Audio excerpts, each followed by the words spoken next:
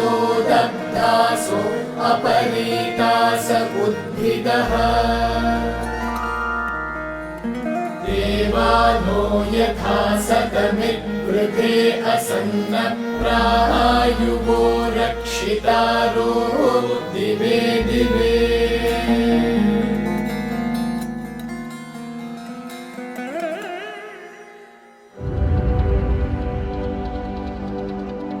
श्री प्रीता जी और श्री कृष्णा जी हमारे समय के आध्यात्मिक लीडर्स, योगी और तत्वज्ञानी हैं।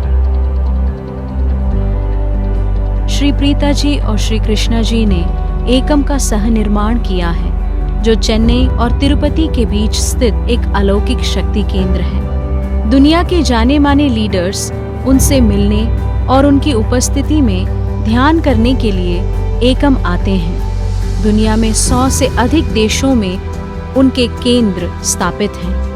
11 वर्ष की आयु में श्री कृष्णा जी को मुक्ति और भगवत साक्षात्कार का पहला अनुभव हुआ था। जब लोग उनके साथ ध्यान करते हैं, वे लंबे समय तक के आहत से शमन, चिंताओं से मुक्ति और चैतन्य की उच्च स्थितियों का अनुभव करते हैं। श्री प्रीता जी की उपस्थिति सहजता से साधकों के दिलों को प्रेम और करुणा से परे खोल देती है। उनसे सुनना और सीखना कई जन्मों का आशीर्वाद है। अपनी बेटी लोका के साथ वे 2 बड़े कल्याणकारी संस्थाएं चलाते हैं। वर्ल्ड यूथ चेंज मेकर्स, एक फाउंडेशन जो भारत और दुनिया भर के स्कूलों और कॉलेजों में निशुल्क परिवर्तनकारी शिक्षा प्रदान करता है, और वन ह्यूमैनिटी केयर जो एकम के आसपास के 1000 गांवों में जीवन को बेहतर बनाने की ओर काम करता है।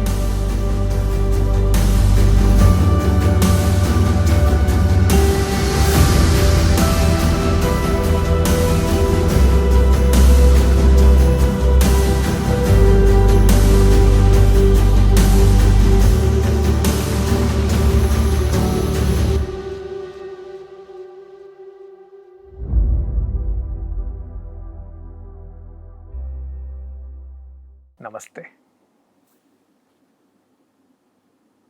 क्या मृत्यु के बाद जीवन समाप्त हो जाता है? क्या हमारे दिवंगत पूर्वज हमारे इमेजिनेशन मात्र है? जापान के लोग अब भी पूर्वजों के सम्मान और श्रद्धा के लिए बॉन नामक त्योहार मनाते हैं। कोरियंस अपने पूर्वजों के सम्मान के लिए चेसोक पर्व मनाते हैं।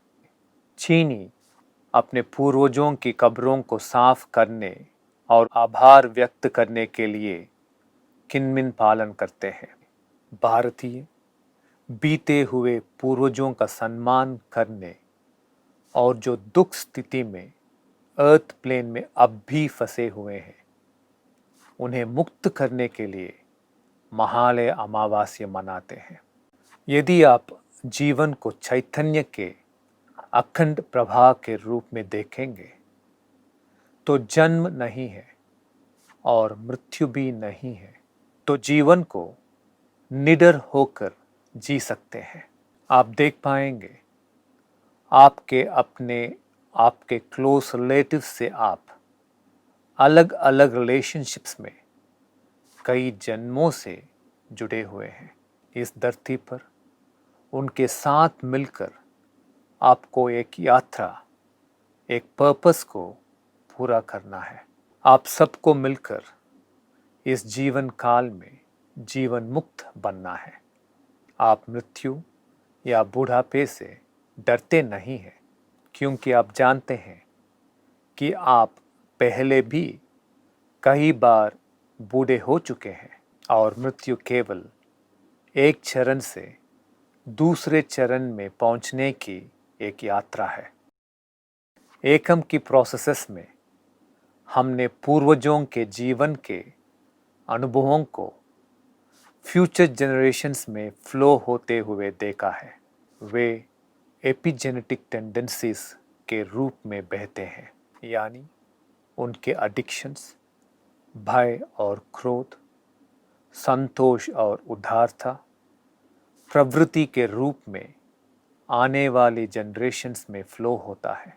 इन पितृश्राद्ध कर्मों से डिस्ट्रक्टिव टेंडेंसीज को एक जनरेशन से दूसरे जनरेशन्स में फ्लो होने से रोक सकते हैं।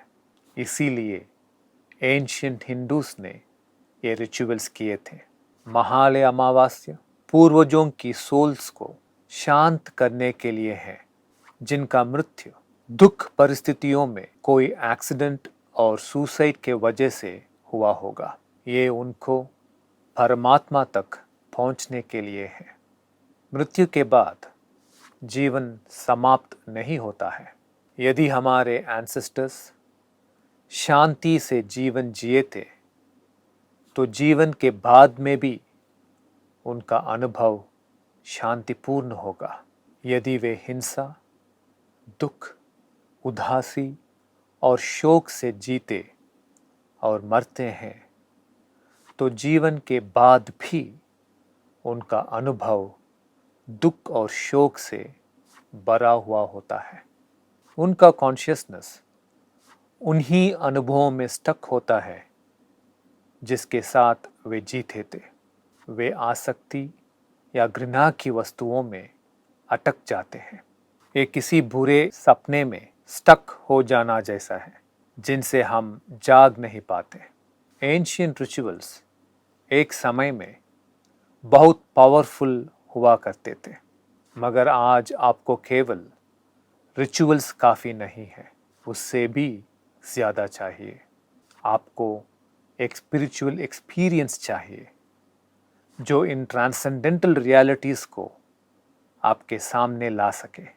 इसीलिए हमारे एकम मित्रस एकम सर्कल्स में एक प्रत्येक ध्यान कराते हैं जिसमें एंसेस्टर्स के मोक्ष के लिए प्रार्थना होता है। एकम सर्कल्स में हजारों लोगों ने अपने एंसेस्टर्स के मोक्ष का अनुभव पाया है। उनके एंसेस्टर्स के शांति के बाद वे अंतरंग में शांति को महसूस करते हैं और लंबे समय से चली आ रही ऑब्स्टिकल्स और प्रॉब्लम्स दूर हो जाता है। उनके हेल्थ रिलेटेड प्रॉब्लम्स भी ठीक हो जाते हैं। इसीलिए मृत्यु को महाप्रस्थान कहा जाता है, जिसका अर्थ है एक महान यात्रा की शुरुआत। मृत्यु के बारे में आप निडर होने का एक ही रास्ता है। आप बिना किसी अफसोस या रिग्रेट्स के पूरी तरह से जीवन जिए। मृत्यु आने पर उसे गले लगाने के लिए तैयार होने का एक ही रास्ता है। आप बिना संकोच किए पूरी तरह से प्रेम करें। यही जीवन का सार है।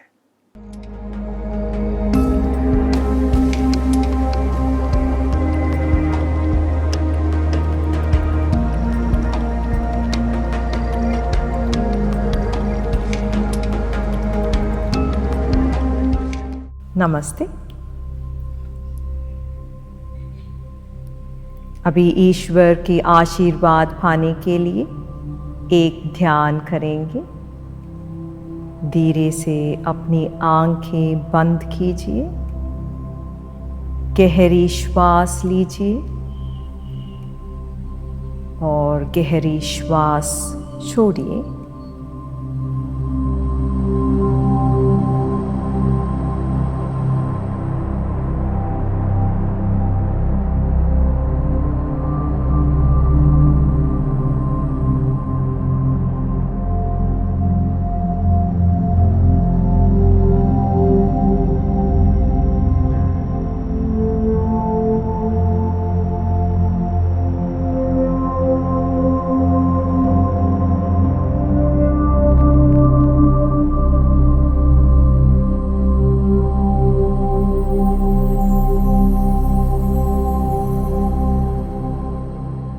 आपके हृदय में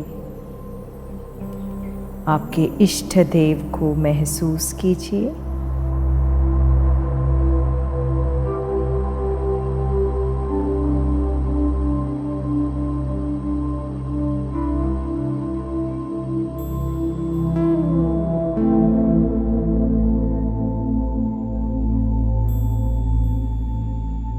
अभी आपके हृदय में आप अपने ईश्वर को महसूस कर पाएंगे।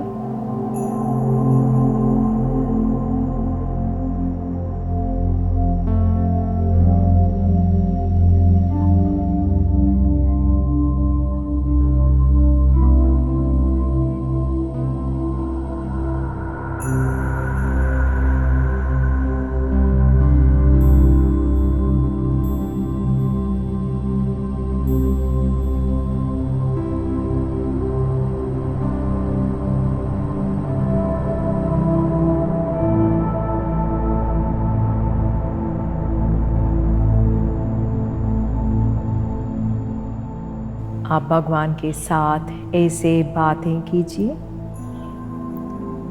मानो जैसे आप अपने क्लोज फ्रेंड्स के साथ करते हैं। अभी अपने मनोकामनाओं के लिए प्रार्थना कीजिए।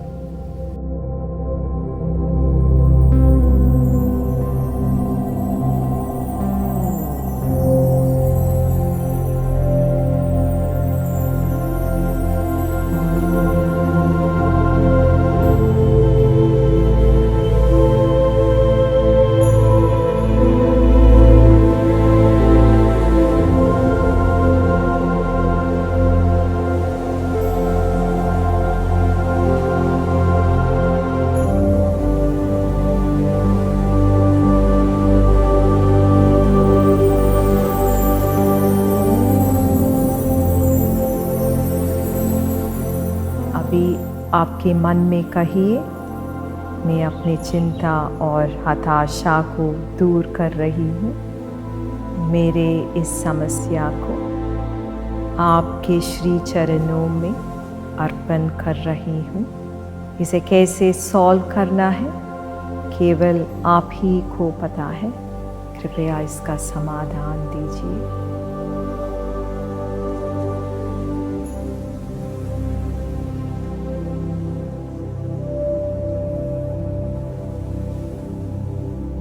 मैं अपनी चिंता और हताशा को दूर कर रही हूँ। मेरे इस समस्या को आपके श्री चरणों में अर्पण कर रही हूँ। इसे कैसे सॉल्व करना है केवल आप ही को पता है।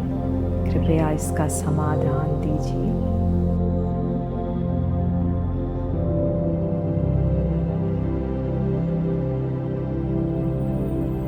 मैं अपनी चिंता और हताशा को दूर कर रही हूँ। मेरे इस समस्या को आपके श्री चरणों में अर्पण कर रही हूँ। इसे कैसे सॉल्व करना है केवल आप ही को पता है। कृपया इसका समाधान दीजिए।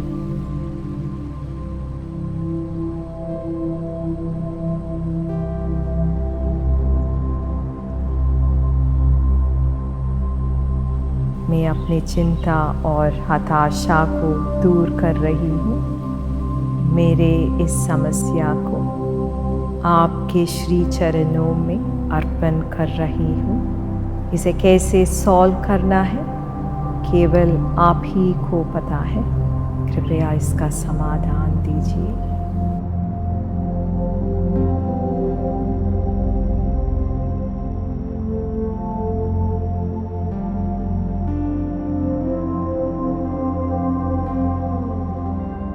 अब महसूस कीजिए कि आपकी इच्छा पूरी हो रही है। कुछ समय के लिए इस आनंद में निमग्न रहिए।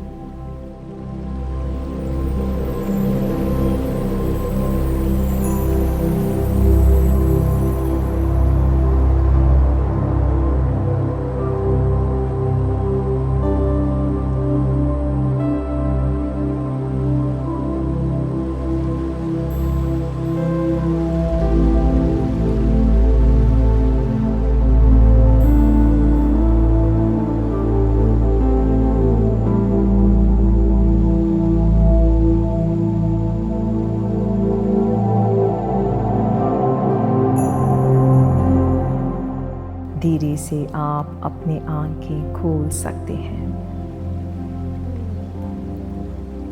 नमस्ते।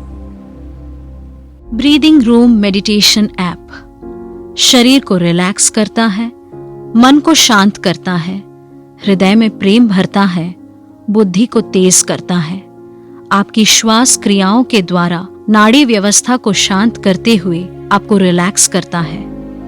नए स्फूर्ति के लिए, आरोग्य प्राप्ति के लिए और ईश्वर के मार्गदर्शन के लिए, मन शांति और एकाग्रता के लिए आपको पहुंचना है ब्रीदिंग रूम मेडिटेशन ऐप में।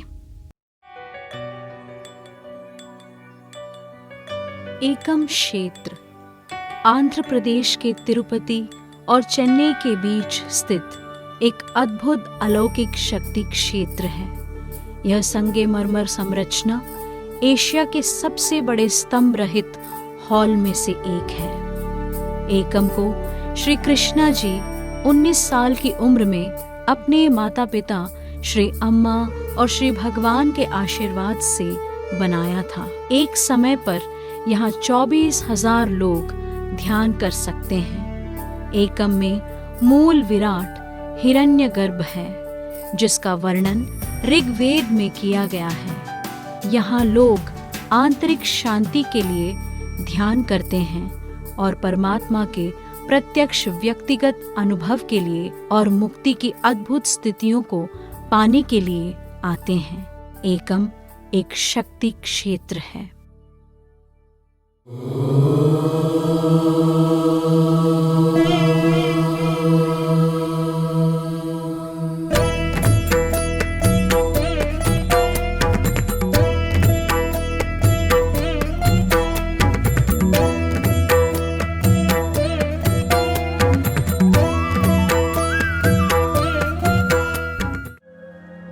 अभी हम एकम मंत्र जाप करेंगे।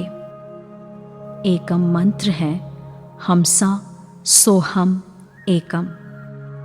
इस मंत्र का सरल अर्थ यह है, ईश्वर मुझ में है, मैं ईश्वर में हूँ, हम एक हैं। एकम मंत्र का जाप कोई भी कभी भी कहीं पर भी कर सकते हैं। एकम मंत्र के जाप करने से मन में संघर्ष कम हो जाता है, विचारों में अस्त व्यस्तता कम हो जाता है, आप प्रशांतता की स्थिति को प्राप्त करते हैं। ऐसी मनस्थिति से आपका चैतन्य भगवान से आशीर्वाद को स्वीकार करने के लिए प्रस्तुत हो जाता है। अभी कोई भी ऐसा संकल्प लीजिए जिससे आपकी और सभी की भलाई हो। आपके हृदय स्थान पर ध्यान देते हुए आपके अंतर्यामी भगवान को स्मरण कीजिए। आंखें बंद करते हुए अथवा एकम को देखते हुए एकम मंत्र जाप शुरू कीजिए।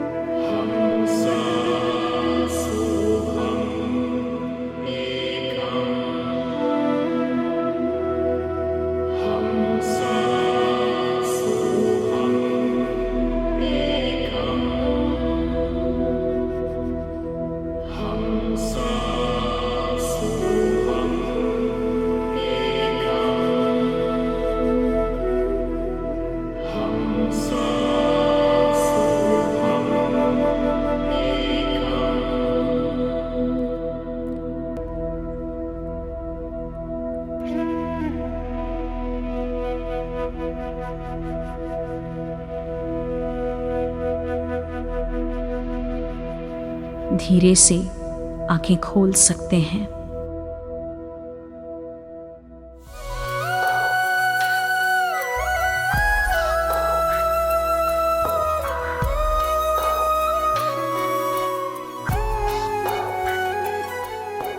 एकम एपिसोड के अनुभव भाग में हम आपके लिए उन लोगों के वास्तविक जीवन के किस्से लेकर आए हैं जिनके जीवन में परिवर्तनकारी अनुभव, अलौकिक अनुभूतियां और चमत्कार हुए हैं। यह एक साधक की वास्तविक जीवन का किस्सा है जिन्होंने एकम ऐश्वर्य उत्सव में भाग लिया था।